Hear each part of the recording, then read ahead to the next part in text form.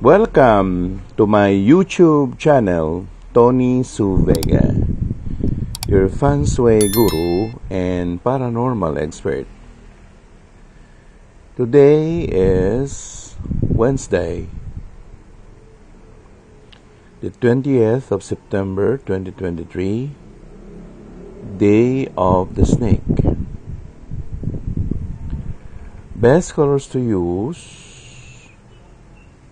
and wear: lavender, lilac, magenta.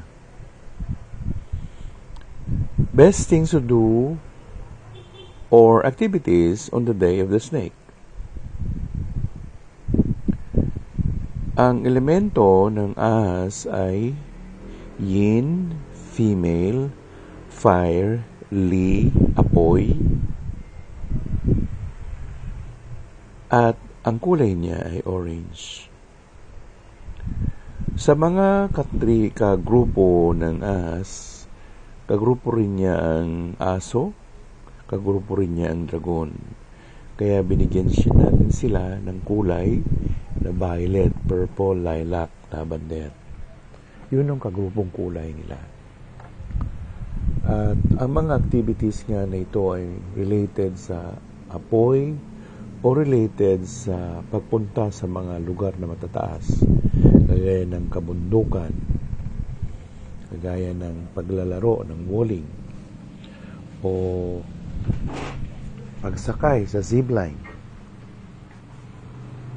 Yan ang mga magandang gagawin na kasundo ng araw ng ahas.